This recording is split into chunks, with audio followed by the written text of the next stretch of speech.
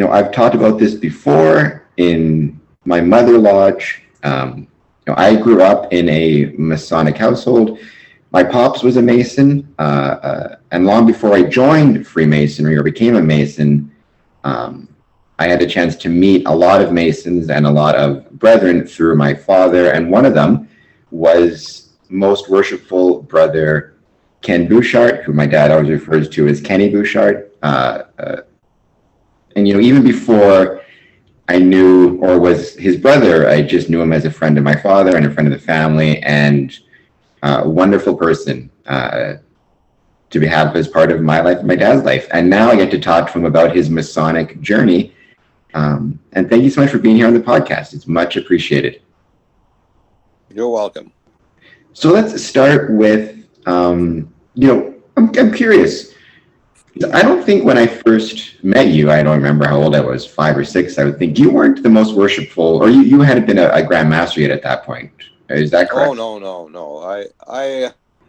I applied to go into to be a member of Transcona Lodge 123 in 1972, and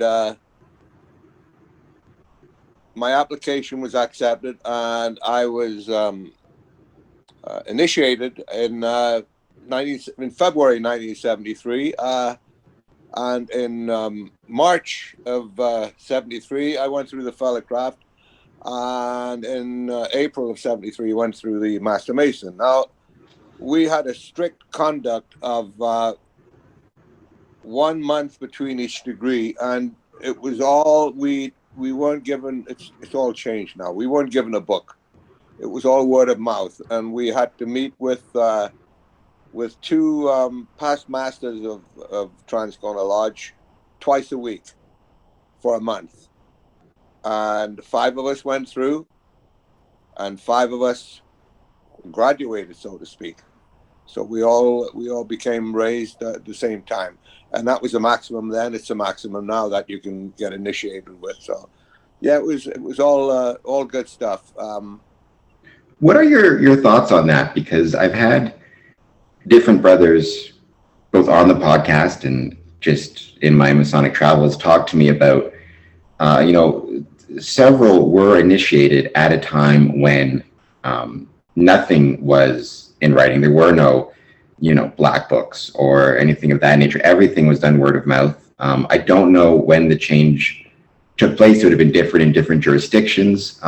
What are your thoughts on, I've heard a lot of brothers say that one of the biggest challenges or detriments to Freemasonry presently is that when the black books were created, apprentices no longer needed to contact their sponsors or their masters to practice the work. They could do it on their own. I remember when I received my black book, I was told, keep it with me, and if I ever have a spare 5 minutes in the washroom, I can, learn my ritual that way, as opposed to previous, you had to call somebody and schedule time, and you had to take the time to actually meet with them regularly to memorize the work. Well, I guess in my particular case, I was very lucky, and from the fact that I lived about, I'm going to say, 2.5 miles from the railroad where I worked, so I used to walk to work all year round, and it just gave me a lot of time to be able to memorize a lot of stuff.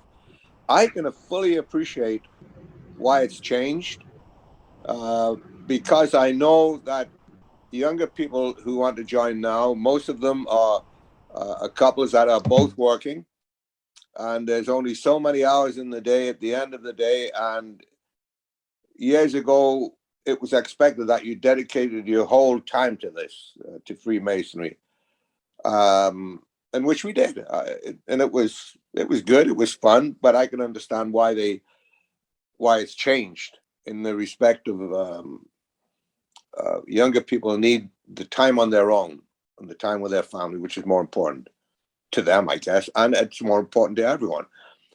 So I can fully understand why it's changed. I don't understand all of it, whereby people can recite off an iPad and stuff like that. But that's just me. When we were doing ritualistic work, we took great pains to make it, how can I say, as good as we can. And it was fun. It's still fun. I'm still enjoying it, but I can fully understand why it's changed.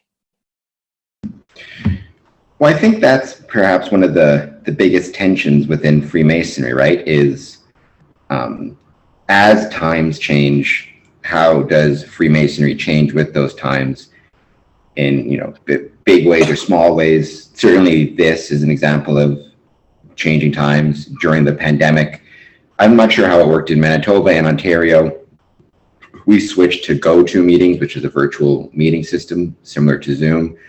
I mean, just in terms of the changes you've seen in Freemasonry since 1973, what are some of the changes that perhaps you think are the most positive for the craft, or that you think are that you're excited to see, or that you have been excited to see? Well, the biggest thing right now is that it's worldwide. When in 1973 and before that, and up until the 90s, I guess everything was secretive. And I believe the Duke of Kent, the Grand Master of UK, I think he came out with not an edict but a statement. Let's get out and tell people about it. You don't have to tell everything, but let's get out and tell people about it. When he's talking to Freemasons, obviously, when he's doing this, and I can understand why he did that. It was very, very. It is still very secretive in UK, not so much in North America. So I think it's changed, and probably it's hard to say it's changed for the better. In a lot of cases, for the better, because we're not as secretive as we used to be. People ask me, what do you do? And I say, well, years ago, people used to refer in North America to the Shriners. You know what a Shriner does? Well, that's what we do. Well, I don't use that terminology. I never like using that terminology. I used to tell people that we meet, and it's the old adage, we meet with like-minded men. And our full ultimate aim is to have charity and help people. And yeah, that's my feelings.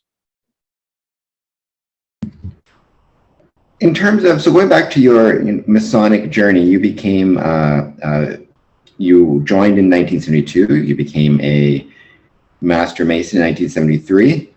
That was 10 years before I was born. Not to make you feel old, but I was minus 10 at the time. But when did you first take a chair? When did you become active in your lodge in terms of officer? And when did you first become a worshipful master of your lodge? Well, it's interesting that you asked that question, Cameron. When I was raised and received my Master Mason's apron, I never wore it. And the reason for that is I was made the inner guard, the outer guard in 74. In 1974, that's just after I was raised. In the January of the next year when I was raised. 1975, I was made the inner guard, and then I went from there to junior steward, senior steward, junior deacon, senior deacon, junior warden, senior warden, then worshipful master in 1981. So I sat in every chair, and I was asked on 2 occasions if I wanted to jump, and I said no. I would rather just go through every chair, and I did that of my own volition, and I think it paid off. It paid off for me personally. I like doing that, so I've sat in every chair. And when I became worshipful master in 1981, I was happy with that. I just enjoyed that. What advice would you? I always like to ask this of Masons who've been through the chairs.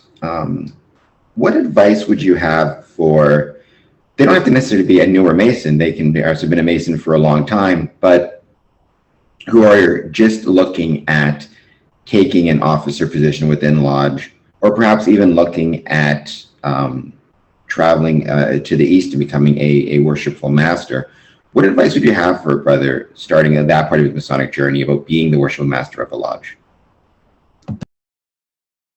Well, once you're worshipful master of the lodge, you've got a lot of responsibility. To go to concordant bodies after that and to look to the east, don't be in a hurry. Take your time. Just take everything in a normal pace and just don't be in a hurry to jump into a Grand Lodge. Grand Lodge is a different, it's a different ball of wax there. I never became a member of Grand Lodge until, I'm going to say, where am I got? I've got some notes here. 2000. In 2000, I became I was asked to become Grand Director of Ceremonies. And I loved that job. I had that job for 3 years. 2000, 2001, 2, and 3. And in 2004, there was an election. And there was another chap and myself running for the Junior Grand Warden chair. And I was lucky enough to get that chair. And of course, from there, it's progression with Senior Grand Warden, Deputy Grand Master, and Grand Master. Progression after that. There's no voting after that. Never was. I don't think there still isn't. So we're still with the same procedure. You know, it's interesting you bring up the idea of not being in a hurry, because there's a right worshipful brother in our district, still friends with him, Dan Chamney, Mercer Dan Chamney. That was always his advice to a new applicant, or I guess a new Mason, you know, when he was initiated and became a brother. His advice, especially when the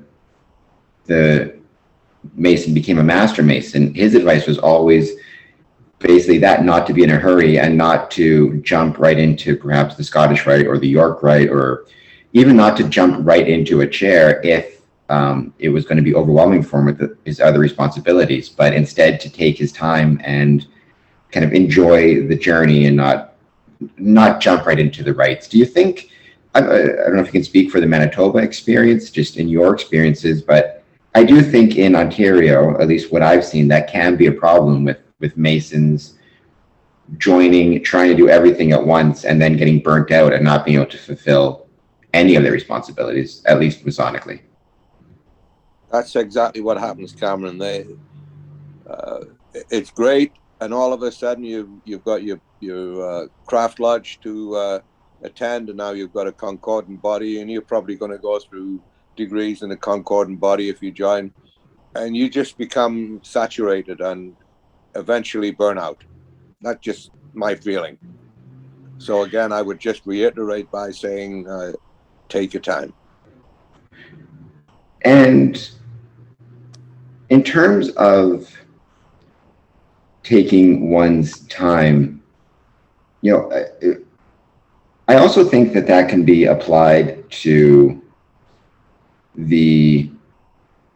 like how does one, or when you're taking your time in Freemasonry, or avoiding burnout, you know, the old adage, right? Many hands make light work. To what extent do you see, you know, I've noticed, and I think COVID exacerbated this problem a lot, which is, you know, in Ontario, for understandable reasons, for good reasons, the Grand Lodge during COVID basically allowed the worshipful master, secretary, and treasurer to handle kind of all the business of a lodge during the lockdowns, because obviously you couldn't meet in person. You know, it's very hard to have a Zoom meeting for every bill you have to pay for assessments, things like that. But that does tend to lead to, I think, that it can become a situation where a smaller and smaller group of people are doing more and more of the work, and it can make some of the other guys feel excluded a little bit, you know, and they don't come to lodge meetings as much, things like that. I guess not taking your time exactly, but that does, I think, also lead to burnout in the sense that you have a smaller group within the lodge who end up doing more and more and getting burned out. And maybe not, like how many, you see secretaries being in the chair for 10, 15 years in some cases, I guess, how do you, as a worshipful master or as a Grand Lodge officer or whatever it is, how do you make sure that the lodge the entire membership is participating and feels a stake in the lodge and the decisions that are being made in the lodge, and you don't have that situation where you have a small group kind of running the show? Well, in the terms of anything financial, I think our lodge is probably the same as every other lodge in North America, that the three principal officers and the secretary are the people who decide, specifically in COVID, that decisions have to be made, payments have to be made, and the worshipful master and the secretary are always talking. And this way you have the lodge commitment by virtually the four officers, the three principal officers and the secretary, who make the major decisions during COVID. Now, any major decision, any worshipful master would call a Zoom meeting if it was that important, that every member should have an input and his say. So it's worked pretty well. And I don't see any difference to four people running the lodge for financial reasons, and of course they would always get the treasurer involved, which would be five people. So it's a necessary part of the lodge to have to look after the bill for the gas, for the water, for the rent, for everything during the specifically COVID. But anything else, we would just call the worshipful master would call a general meeting, an emergent meeting. Yeah, it's always very, and that is kind of the nature of the beast. You need to pay the bills, and those are the people who pay it. I guess in terms more though of, and this applies not just to a Masonic lodge, like the people, but it's even something I noticed with our Masonic buildings, our Masonic temples and halls. How much of the membership, knows how much money is in the bank, or cares to know, or reads the financial statements, how many of them know where you buy the toilet paper, where the bills, how much it costs to run the building, all those type of things that, I've heard described as quote unquote boring, the boring stuff of Freemasonry. The minutes, how much does it cost to run the lodge? How much does it cost for your assessments? How much does it cost for Grand Lodge assessments? What are the tax incentives like for your building? Is it historical building? There are a lot of members who are members, but seem to view, and this is my concern I've had recently, they seem to view that stuff as not important. I've had worshipful masters suggest that Freemasonry should do away with business meetings. The argument being, people join, what makes Freemasonry unique is the ritual work and the social aspect. So you can just have the principal officers take care of all the financial stuff and all the administrative work, provide a written report to the membership, and the only meetings that we have are for ritual work and degrees and social events. It just seems like more and more of the, again, I don't believe this is the right term, but the quote unquote boring stuff is, at least what I've seen, is that's getting put on a fewer and fewer number of people, and your average Mason perhaps feels like that's not important. So long as I know my ritual and I can do my part, I don't need to worry about how the bills are paid or the lights are kept on or all those items. Well, I think I see things a little bit different. I think all the members in my particular lodge, and I know I talk for every lodge. Every lodge has done away with reading the minutes in their lodges now, because Really? the minutes are pre-given. That's interesting. We haven't done that I shouldn't speak for every lodge in Ontario, but no lodges in my district, and there are 14 lodges, they still start every meeting with the minutes. Well, our minutes have been distributed previous to the meeting. So when it comes up to the business part of the meeting, you cut out 15 minutes there by saying the minutes have been distributed. Any questions?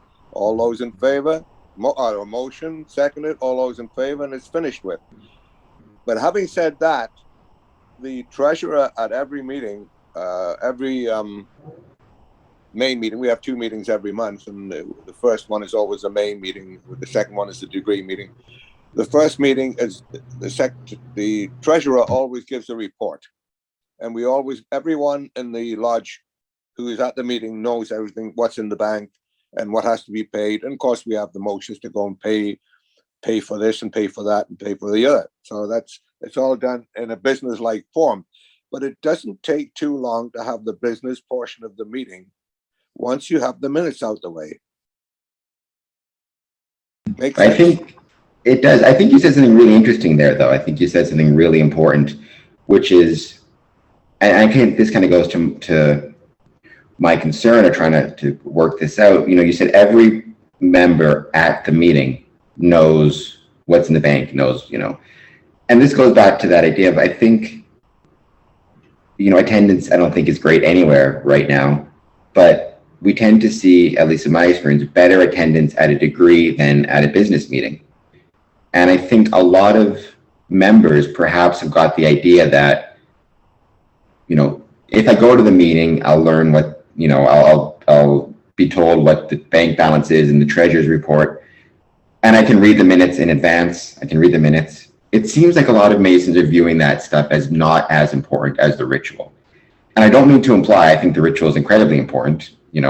I believe everything's important in Freemasonry. I think ritual is, there's no one important thing. Ritual is the most important thing, and the bills are the most important thing, and taking time to read the minutes or listen to the minutes is the most important thing. I think, and social is the most important thing. It's all the most important thing.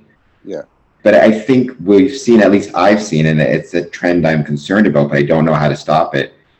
We've seen kind of this view that among some Masons that the ritual is the most important thing, which is why you see lower turnout at business meetings than degrees. Because, the treasurer can worry about the financial report. And if I really care, I'll show up to hear it, but I don't need to know how much money is in the bank so long as I'm there for the degree. If they're there for the degree, so I think that's kind of my concern. I think, I just worry that Freemasons aren't, the average member is perhaps not paying enough attention to the business aspect of it, the business meeting aspect of it. And that is leading to burnout. We talked about before, burnout amongst secretaries and treasurers. More and more of them are doing the work for decades at a time, and the average membership isn't paying attention to it or maybe getting involved in it. Well, I'm not sure what happens in Ontario, but in my particular lodge, we meet in, and I think you've been there, haven't you, Cameron? Kilcorner Temple? Yeah, very cool temple. Okay. We have 5 lodges. I think it's 5 lodges meet in there, and we are the owners. We own that building. So it's very important that all the members there know the status of how much money we have. For example, just a few years ago, we had to buy a new furnace, and that cost us a lot of money. Then we had to get a new roof, cost us a lot of money. So it depletes your finances, and of course, COVID didn't do anybody any good by being COVID. I mean, it just killed going to lodge for a little over 2 years.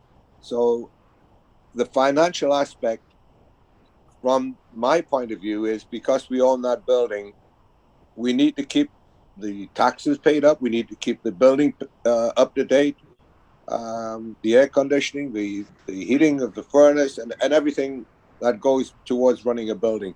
And we need to keep that aspect in view of all the members, to let them know that, hey, we're okay. hey, we got a big bill coming up. We're going to have a function. And of course, every year, pre-COVID, every year we had, how would I word it? They used to call it years ago, they used to call it beef on a bun. Now it's a little bit more involved in that.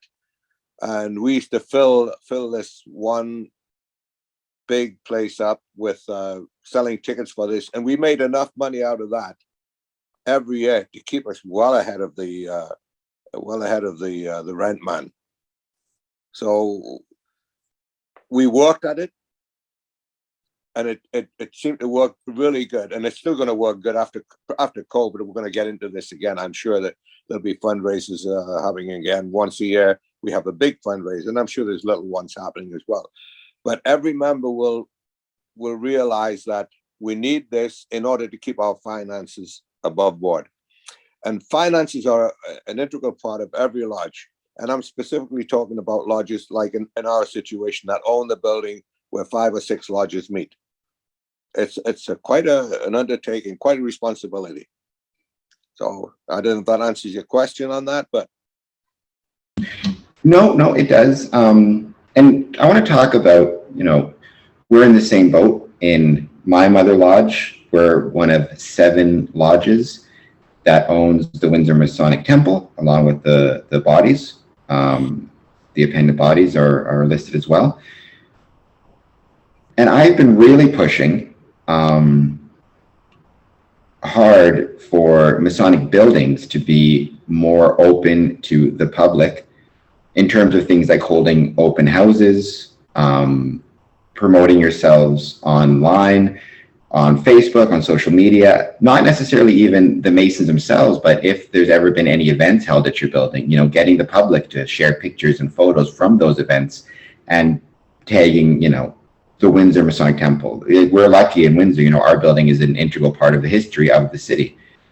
For a while it was the only game in town in terms of things like dances and weddings and receptions, and there's a lot of history there that I've been trying to promote, not only to encourage people who aren't Masons to use the building for their social events and their functions, but also the more community engagement you have, the more likely you are to be able to get grants for things like upgrades, repairs, energy savings. Just in your experience, and again, this would apply to any Masonic building in Manitoba or in the world, how important is it, do you think, or do you think it's important, and if so, why, for Masons to celebrate not only their lodges, the people, but also to celebrate their buildings and their Masonic homes and where they meet? Okay. We always talk about pre-COVID because COVID changed everything, but I'm sure what I'm going to tell you right now is probably going to take place again. Every May, I think it's May or June, the city of Winnipeg have what they call open doors, which means that any and every building is invited to open their doors to let the public in. Sorry to interrupt. I just want to give a quick plug since you're mentioning open doors. Windsor has the same thing, but our doors open is September 24th and 25th, which is it'll be about 3 weeks from when this video is released, or I guess 4 weeks. The Windsor Masonic Temple will be open on both days, 10 a.m. to 4 p.m. So if you're in town, Windsor or Essex, come check it out. We'd love to see you at our building. And if you're in Winnipeg in May, I'm sure most Worshipful Master will talk about that more. But yeah, it's interesting. Both cities have it, just different times. Well, with regards to this open doors, we don't just open the place up and let people come in. We have people there acting. George Washington, the Duke of Kent. We have people acting in period costume,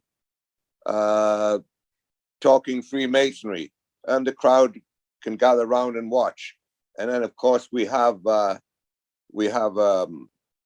open lodge room, all fitted out, all with people in the chairs, and we go through all of the officers, what they do, the responsibility. Now, just to add a sidebar to that, we do that in my lodge, and we do that every May, because the meeting in May is just before we break off for summer, June, July, and August, and we have our families come in. And I guess my job for the last, I'm going to say 3 years, has been to give an explanation of when the families come in the lodge. Officers are still in the chairs, and I go through every lodge, what the lodged officer does, his responsibility, right through the worshipful master. And luckily enough, we've always had past Grand Masters or the sitting current Grand Master in attendance.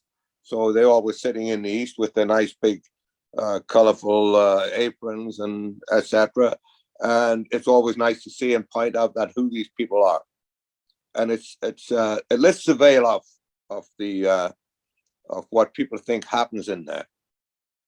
I don't know if that answers your question either. But Absolutely does. And good. I hope everybody in Winnipeg going to check out all the buildings, but check out the Masonic Temple, because people love it, and so many people don't know what it is, don't know what the building stands for, and they're always amazed and impressed when they get to see it for the first time, or they Masons. It's a great chance. If you're a Mason, bring a friend to see it, and don't bring a friend to. I think, and I'm not sure how you feel, but I think one area that Freemasonry really has, probably the biggest mistake Freemasonry has made since I've joined, but I think it's been a lot longer. I joined in 2007. Is there's an incredible emphasis on getting new members. We need to get new members. We need to advertise to new members, as opposed to an emphasis on, we don't have to, quote unquote, advertise or promote with the purpose of getting new members. It's just about letting people know what we are and the building. Like I always, because I've had this discussion with people. I organize and run tours of the Windsor Masonic Temple. And a lot of people, when I try to encourage them to take a tour of the building, they'll say, well, I'm not a Mason. I don't have any family members who are Masons, so why would I be interested? And my response is, well, if you like architecture, if you like history, if you like heritage, if you like art, there's a million things to see at the temple that will be of interest to you, even if you have no intention of ever joining, right? It's instead of focusing on numbers and just getting membership up, I think the focus needs to be on just increasing awareness of what we are in the community, and then the membership will come as a result of that. But if you start with the idea of membership only, that you're immediately excluding 95% of the population, whatever the number is, who aren't Masons presently. There's 28,000 in Ontario, something like that, 29,000. There's a lot more people who aren't Masons than are, but that doesn't mean the people who aren't Masons won't be interested in some aspect of the craft, some aspect of the fraternity, and you start with that. So I was just saying, if you're a Mason and you've got a buddy, just because he doesn't want to become a Freemason doesn't mean he wouldn't be interested in touring the building, doesn't mean he wouldn't be interested in seeing what happens in a lodge, right? So I don't think the emphasis should be on increasing members. The emphasis needs to be on increasing awareness and understanding of us, if that makes any sense. Yeah. We, on occasions, of course, we talk everything pre-COVID, because things were different during COVID. Pre-COVID, we would, if we had a candidate who was interested in joining our lodge, we would invite him to come to our lodge meeting in the social room and to sit with a couple of brothers or one brother or whoever to be a mentor there, and tell him all about it. And then after the meeting closes, the members would go into the social room and they would meet this candidate, and he would get an idea of, oh, this is all you guys out the lodge, and he could ask questions there, which he usually do. And I think they give them a instead of going cold turkey into a lodge room, give them an idea of what was happening and who was in there and what the people were like. So yeah, different things you can do to get members. To retaining them is another, that's another ball of wax. To retain members, you have to make it interesting enough for them to want to come back. So one thing that we try to do, we don't have our meetings running long, where everybody gets, as you said, bored. We don't want that to happen. We want to make it interesting enough that they want to come back again. So quite a number of years ago, we introduced a lodge education officer, a Leo. I don't know if you have Leos in Ontario, but we have Leos. We have a Leo in Grand Lodge. But the Leos in the various lodges, they give a 10, 15-minute talk, if need be, about education. And some of them get, not heated, but some of them get pretty excitable because people rattle questions off to the Leo who's giving the lecture. And obviously he's already done his research and he's got all the answers. So it becomes interesting there. Now that to me makes people want to come back. I want to touch on that more because I think there's a lot of conversation there. But before we go into that part, I have one question. This is something I mentioned, or you mentioned earlier, that I wanted to bring up and I forgot. You had mentioned that you distribute the minutes before the meeting for the brothers to see. Is it distributed, like, is every brother receive an email with the minutes? Or is it... Sorry? Or I was going to say, or is it like a central location where there's like a login and the brother can click on the link and log in and see the minutes? I think that if they have Wi-Fi, and I don't think we only have a couple of brothers who do not have Wi-Fi, but if they have Wi-Fi, they'll be sent electronically. See, because I'm not sure how you feel about this, but there are a lot of lodges in the States, and I've interviewed some of the brothers for the podcast, because one thing I like to do, and if anybody's listening, I'll leave my email in the description. I really like to exchange summons with different lodges. Like I send my summons to the Transcona Lodge secretary. He sends, or I guess Falcona Lodge, I should say now. He sends it to me. I love collecting. My goal is to have at least one summons or trestle board from every state and every province that I'm communicating back and forth with the secretary. But I've noticed a lot of secretaries have started, or a lot of lodges, I should say, have started doing a thing where there's like a website with a back end and when a Mason joins, he's given a username and a password to the back end of the website, and it's on him to check that website once a month, and that's where they post the trestle board. And also in some cases, that's where they post the minutes. So nothing is actually emailed out to a brother. It's posted in one location, and it's up to the brethren to remember their password, remember their username, and just check regularly. Just curious what your thoughts are on that approach, as opposed to the current approach, which I think everybody takes in Ontario at the moment, which is everything is emailed directly to the brother or mailed in some cases. I like that format myself. I'm just being, this is just my personal feelings. I like when I get that email sent to me, and usually we'll get the regular meeting and the emergent meeting all into one, and then we'll get at the end of it, we'll get who's applied to join in the whole of Manitoba and who's affiliated in the whole of Manitoba. So everything's in one email, and I like that format. To go to a website, yeah, I guess it's got its merits, but I prefer the receiving emails personally. Cool. I'm just curious because I have seen a trend. That seems to be a trend in the States. I remember asking a few secretaries if they could send me their summons. And first they didn't know what a summons was. They always call it a trestle board.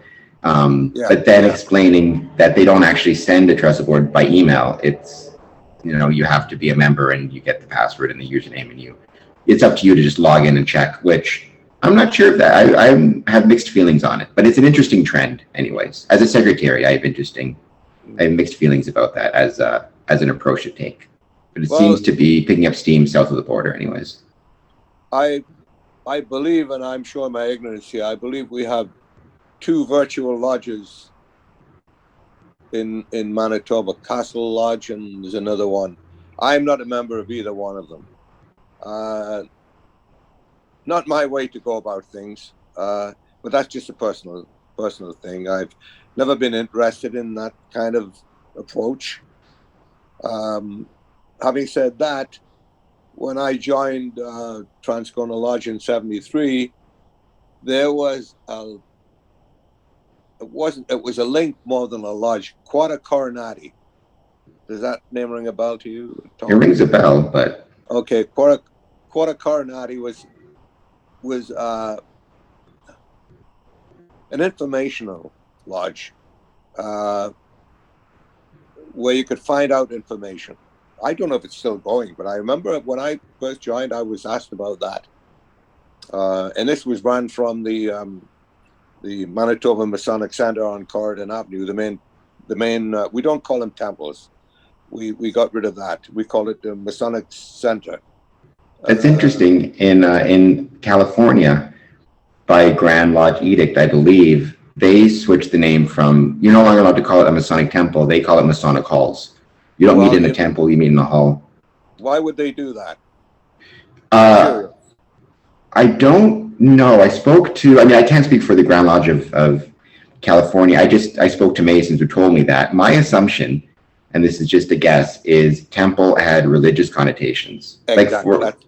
Absolutely. That's exactly why we changed it. That's my best guess. More of a religious building. And it's not a religious building. It's a building with religion in it, but it's not a religious building. So that's exactly why we got rid of that. And I mean, I can... Manitoba Masonic Center, MMC. I can speak to that on my end. I'm of 2 minds of it. Any new Masonic building, I don't think should be called a Masonic Temple. I think if you're building a new building, it should be called a Masonic Hall, Masonic Center. Yep. But for an older building, everybody knows the Windsor Masonic Temple as the Windsor Masonic Temple. And, I'd be hesitant to change it to something else because that's on all the official and unofficial forms. And also, right across from Detroit, the Detroit Masonic Temple. Everybody, and that building has been, concert venue for decades. People will say, I'm going to the Masonic Temple.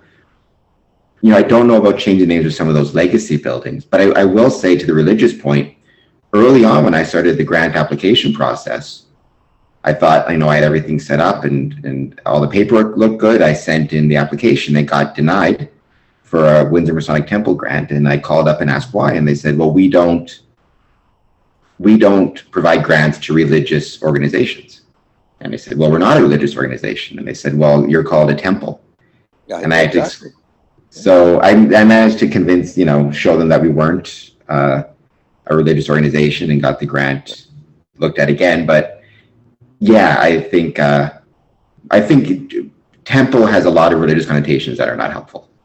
But if you talk to anyone, particularly in government, or people you're trying to get a grant from, and you say to them, no, we're not a religious building, we're a building with religion, they seem to take that as a contradiction in its own terms, but it's not. It's exactly what we are. Yeah. Now, excuse me. I want to go back to something that you said, that this has been something I've talked a lot about with a lot of different brothers. We need to make the meetings interesting to make Masons, want to come back. And I mean, I've always, especially lately, struggled with this idea of,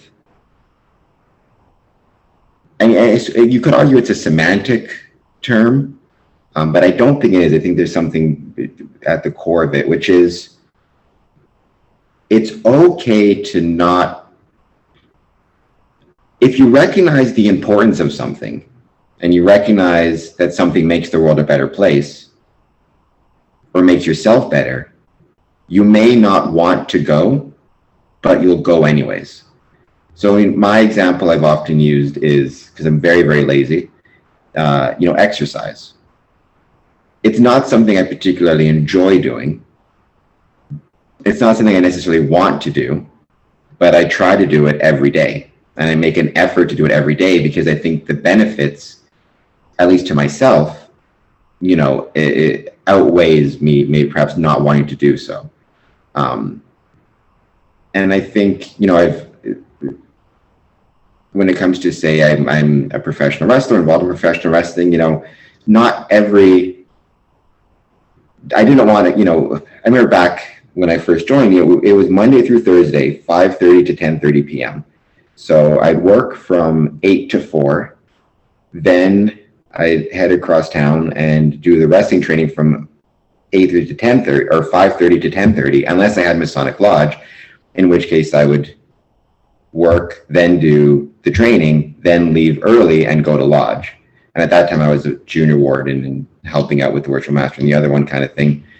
My point is, I didn't always want to do those things, right? There were plenty of times I didn't want to do it, but I recognized that it was important for me, and in the case of Freemasonry, it's important to the members, it was important to the world that I be there. I think in some cases Freemasonry has become so concerned with, we want to make Lodge fun, we want to make Lodge enjoyable, we want you to want to be here. Instead, like when I think it was the Grand Lodge of Australia, put out a commercial. It was a really good commercial. And, it was a bunch of guys sitting around drinking a beer, talking about, how much fun they have, and they get to meet new people, and it's an enjoyable experience. Why not say it's a hard experience? Why not say it's a challenge? And you won't always want to be in Lodge. You won't always enjoy coming out to Lodge. But if you come out to Lodge, you're strengthening the craft and in turn strengthening the world. You're making the world a better place. I mean, the best example I can give of that, and I've used this before, is I've had brothers say to me, I've been to 500 degrees. If I don't have a part in that degree, I'm not coming out to the 501st, because I'm just going to sit there and watch, and I've seen it 500 times. And my response is, well, you may have seen it 500 times, but that brother, that's his first time. It's his first, it might be his first degree, his first time ever in Freemasonry.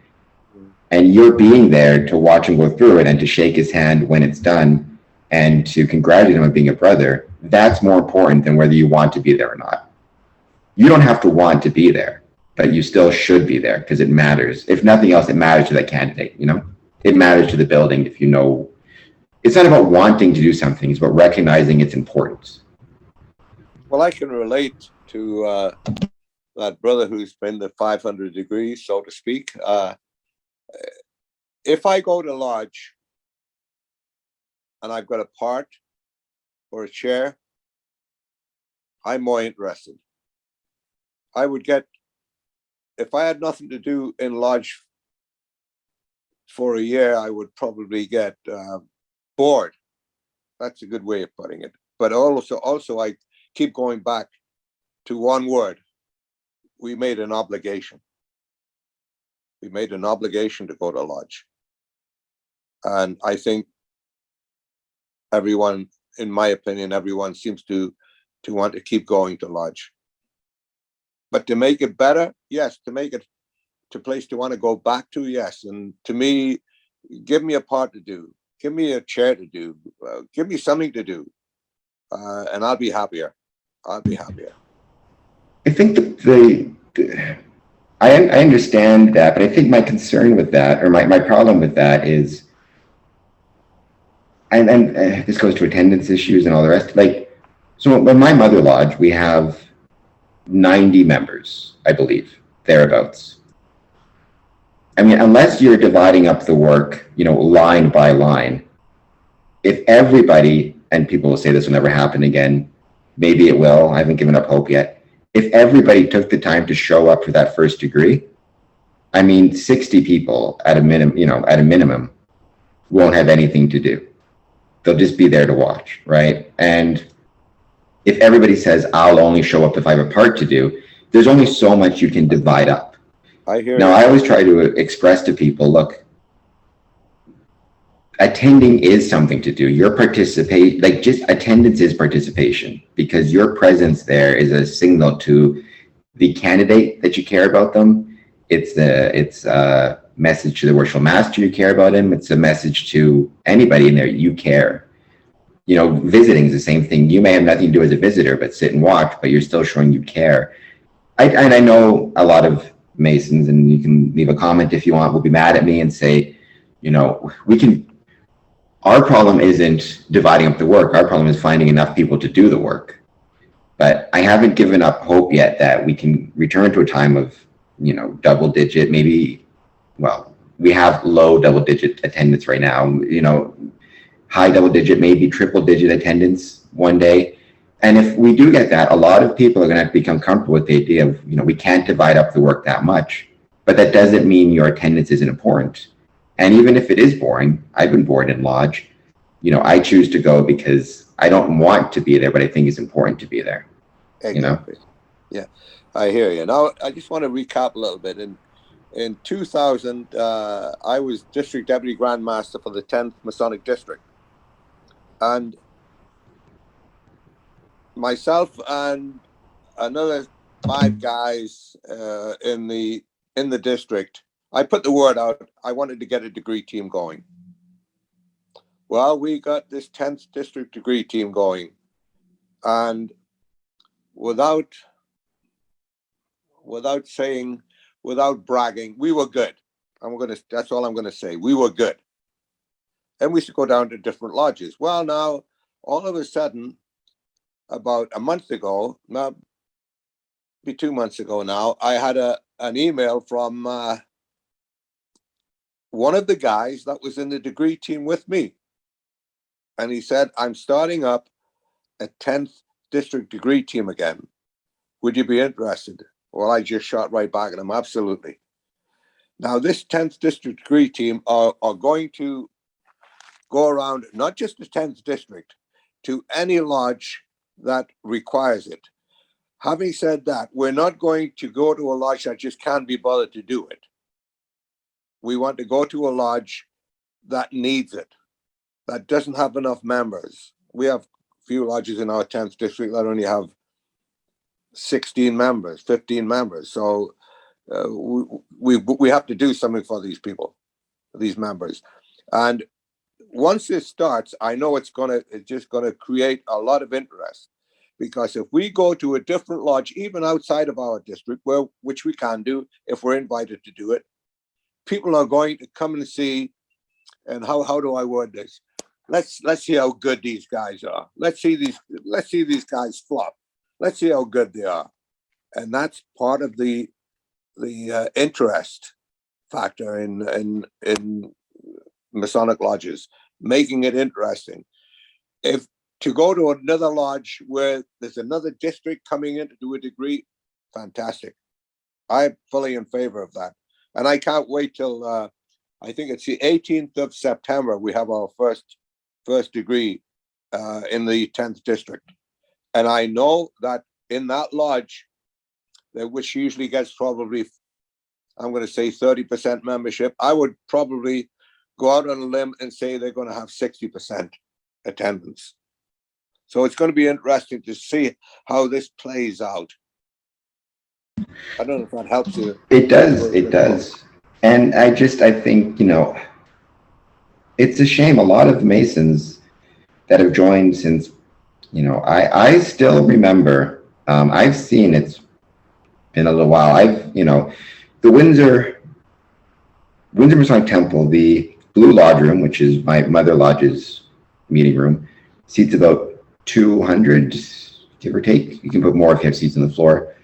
You know, and I'm probably one of the last people to see that room full. You know, I've seen it full for my installation, for Worship Brother Steve Onyango's installation, and I saw it close to full for an official visit where we honored a brother, Right Worship Brother Tom Seal, who's passed away since, and that was all between about 2010 and 2012. You know, and you know, there's a world of difference between a full lodge room and a nearly empty lodge room. Even if the vast majority of the people in that room have nothing to do, it's a different experience. It feels so much better. And I think, if every Mason has the attitude of, I need a part to play, that people don't realize the part you're playing just by being there, if enough are there. If there's just one Mason in the sides and everybody else has work to do, that can cause trouble because that Mason can feel excluded. Oh, yeah. But, once you got 60 people sitting in those chairs, 70, 80, 100, the way it feels is completely different. Absolutely. I totally agree with that. Yes. It's a nice feeling. It is. And, before I talk to you, because I do want to ask you a little bit about your time as most worshipful Grand Master. Okay. And I got to ask now, this will be sent out to the public, so be careful what you say, but you've known my father for quite a while. Is there any stories you can tell me of him that perhaps he never told me about his Masonic career that you can share? Not that I want to get him in trouble, but it would be kind of funny to me. No, you won't. First and foremost, your father is a diehard ritualist. He is very, very good. And his Northeast Angle, or whatever you want, you call it a charity lecture, whatever. Northeast Angle, yeah. Northeast Angle, he does an excellent job at that. He does the working tools. He does quite a few lectures. Right now, I'm sure you know that he can't stand too long when he's giving a lecture, so we have to work around that, but including that, he is a diehard Freemason through and through. And I'm not building him up. I'm just telling you the basic facts and truth. He is a through and through blue Freemason. And I've got a lot of respect for your dad. For a right worshipful Brother Harry. I appointed him when I was Grand Master to the Board of General Purposes. So now he gets the right worshipful. So that's kind of nice. I kind of felt nice about that. So he's a good Mason. Were you at his installation or his initiation? I think I raised him. Because I heard a rumor that at his initiation, he might have found himself locked out of the building, and my grandfather, on my mom's side, had to go rescue him from being trapped outside. I don't know if you remember that or if that's true or not, but I heard a rumor he found himself locked out. I never heard that. Well, that's the story. If I had heard anything like that, what's the word they use? No comment. That's the. I really don't know, Cameron. I don't know. I'm not sidelining the issue. I never heard about that. So that's the story I got from my grandfather. Apparently, I think my dad might have gone out for a smoke and ended up not being able to get back in the building. We used to have quite a few visits with a lodge down in Grand Forks, and we would visit them and they would visit us. And when we visited them, we would go on a Friday morning, and we'd say Friday night we would be a social night. Saturday night their lodge would put on a lodge dinner where we're all invited, ladies and gentlemen, on the Friday night to be there as well. But the Saturday night was more of a formal night, and then Sunday we'd all have breakfast and then go home. We used to go down there in 2 buses. So when they came up to our lodge, we would make a point of having the Master Mason degree.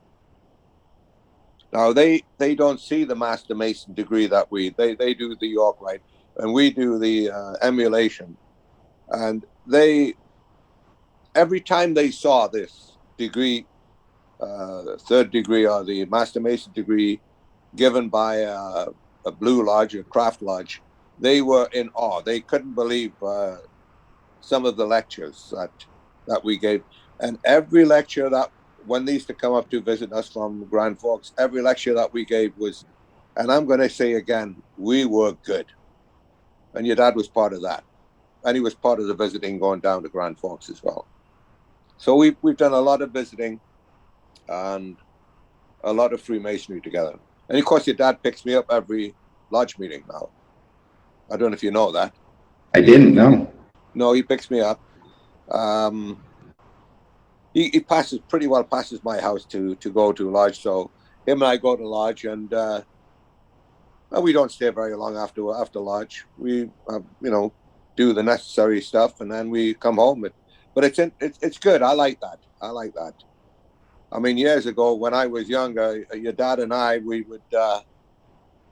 meet in the Legion upstairs on a Monday night, and of course the lodge doesn't finish till 10:30, and of course downstairs after the social hour, and then we'd close that Legion up every time. So we did some stuff, and it was good. A lot of fun, a lot of memories. But I've got nothing that you can go back to your dad with. Hey, what's this I hear about you? And I've got nothing on that. Well, maybe I'll get some stories one day about some trouble.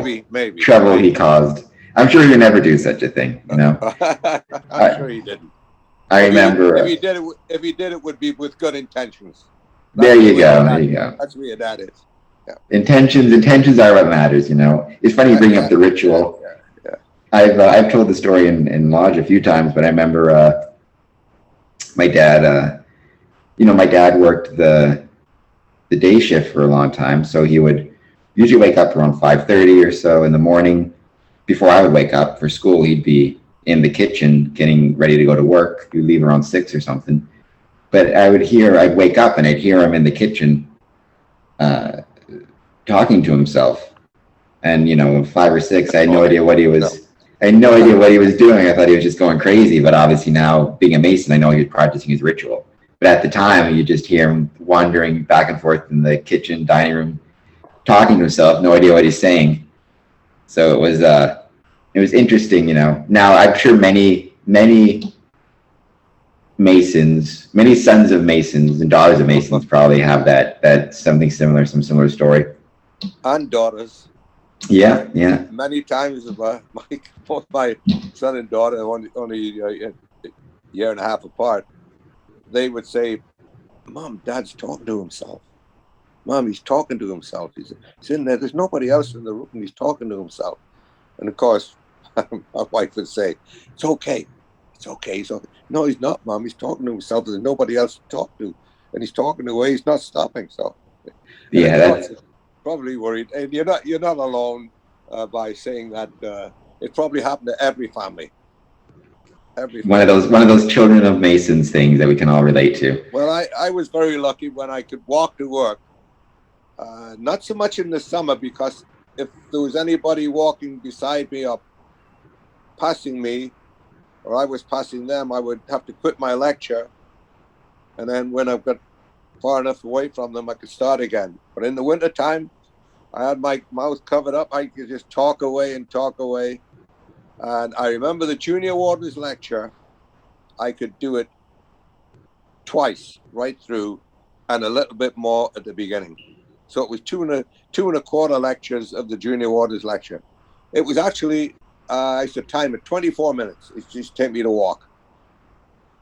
And it was great, because it just gave me the right amount of time, and then coming home, the same thing. Just great. That's how I learned a lot of my stuff. Any chance you get to practice is a good chance. Oh yeah. I was told by Tom Seal, the guy we honored at that official visit.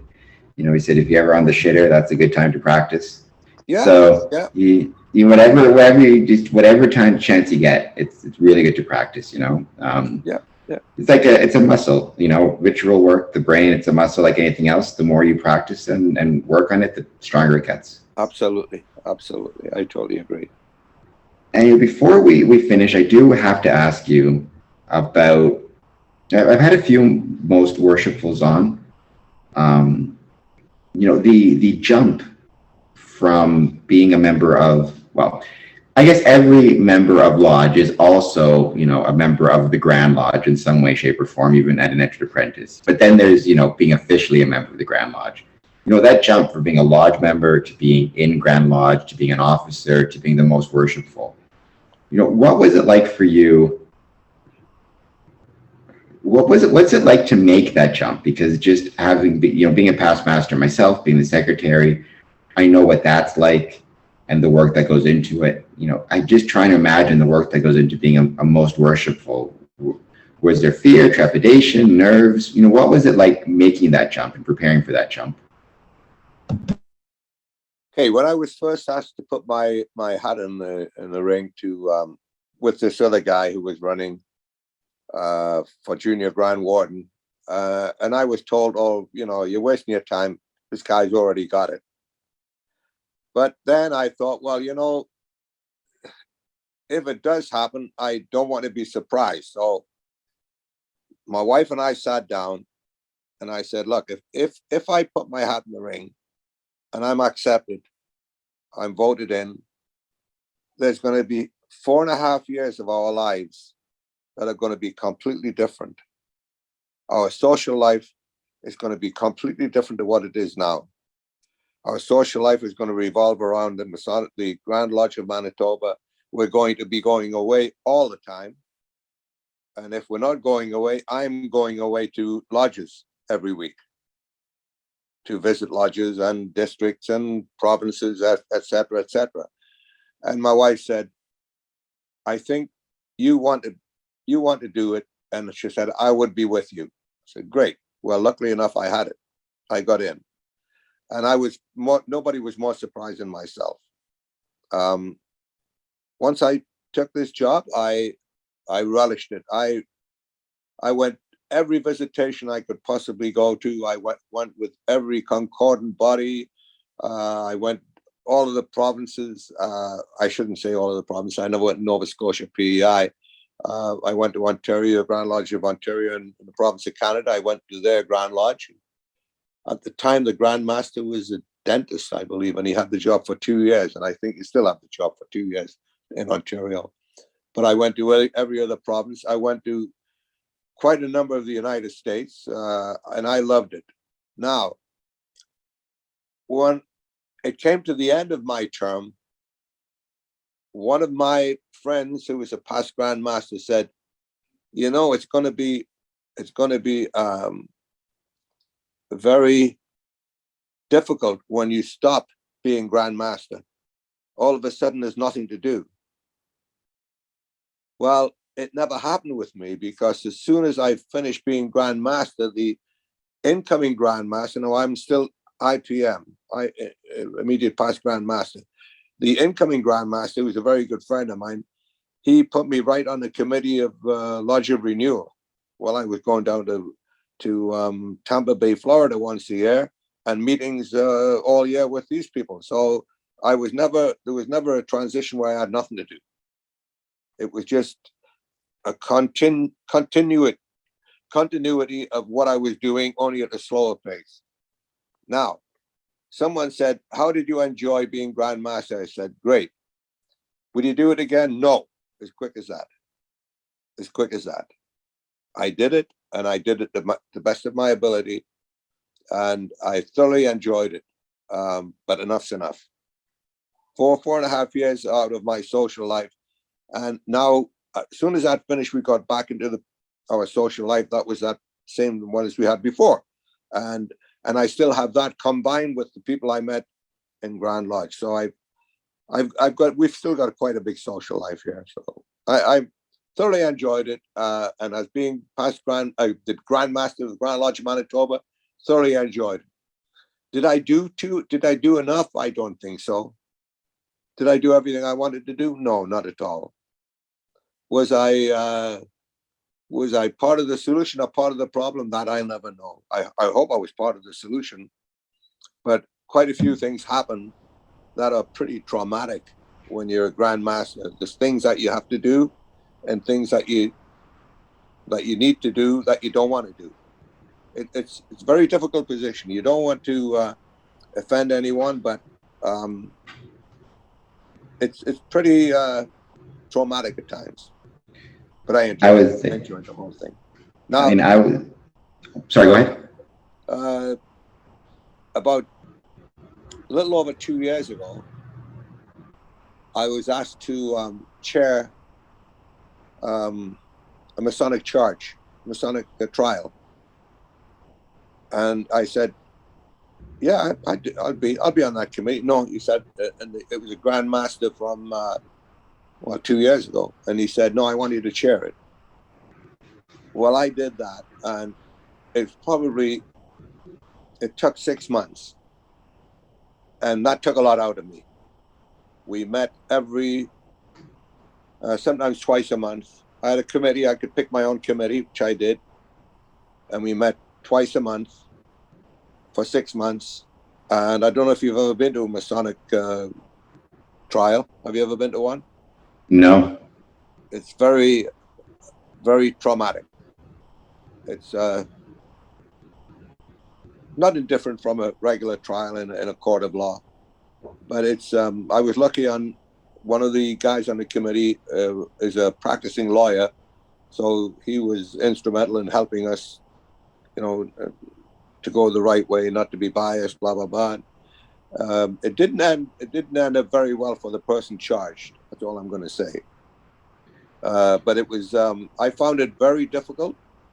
I wouldn't want to be on another one. I wouldn't want to be on it anymore. It was enough to be on that one. Did we do it justice? I think we did thoroughly.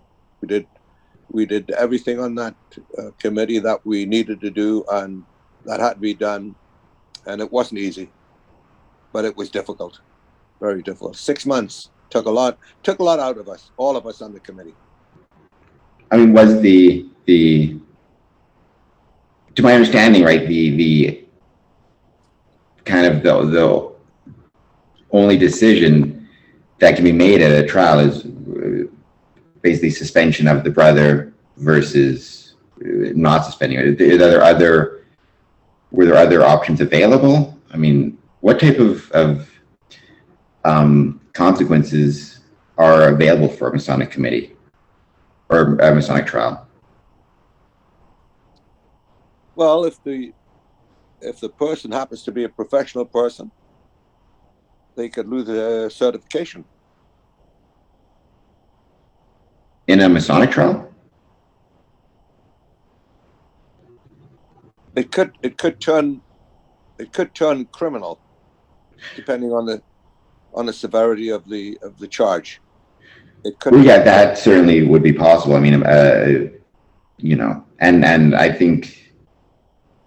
I'm not sure off the top of my head how many Masonic charges I can think of that had turned criminal. It's gone the other way. I know I've seen people charged with a criminal offense and then brought up on Masonic charges after the fact based on the criminal charges, though normally in those cases the brother will just demit automatically, as opposed to staying as a Mason unless he's pleading not guilty or whatever. Like there's a whole bunch of Yeah. But it's not it certainly wouldn't be a fun position to be in for anybody. But it's one of these things that has to be done. Now, I didn't look at it when I was asked to do this, to be on this committee. I said yes. No, I want you to chair it, and I thought, well, wow. And I'm thinking afterwards, well, the Grand Master who asked me to chair it must have had confidence in me to be able to do this. And that's how I got myself through this. Him giving me confidence in me to be able to do this, and confidence in me to pick my own team. And it was unbelievable the way the team just welded together. They were just all together, and interesting. I mean, I was a probation officer for many years, and one of my colleagues used to say, if everybody likes you, or he said, if everybody doesn't like you, you're doing something wrong.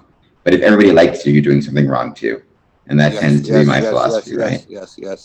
You want, If Yes. everybody says you're great and nobody has any concerns with you, it probably means you're not doing much of anything. Yes, that's Which, right. You can't do anything wrong. so, you know, and you know, and I know Masons I've known Masons like that, and they're great Masons and they're great people, but their entire philosophy seems to be, you know, don't rock the boat, don't bring up anything controversial, or don't challenge anything that concerns you, or don't let anything concern you. Just kind of just be there. And you know, I think there's obviously always a way to do it, but you know, it's in my opinion, it's always been it's okay sometimes to get a little bit of heat or controversy, because or to, you know, if somebody doesn't like you, that doesn't necessarily mean you're wrong. You know, That's right. That's right. Sometimes you got to be willing to challenge things a bit and kick up a bit of dust now and then. I don't think there's anything wrong with that. Well, I'm just rattling out. I'm looking at the committees I've been on since I've been in Grand Lodge, and since I finished being Grand Master: finance, jurisprudence, benevolence, enhancement, special projects, fraternal relations. At the moment, the committee I'm on, and this will be my second year on this committee, and it's a past Grand Master who's the chairman, and he picks his own committee. And I'm on the management and administration, which means we govern the office of Grand Lodge, and all in there, and everything about Grand Lodge. And it's a very involving committee. We have 8 members on there, and we meet, well, during COVID, we were meeting twice a month, by Zoom. Since for the last 3 months, we've been meeting in person, and it's a fantastic committee. It's just an unusual committee in as much as we've got a lot of responsibility looking after that administration and management. And I'm thoroughly enjoying it. It gets to be too much at times, but I'm thoroughly enjoying being on that committee. It's just a great committee.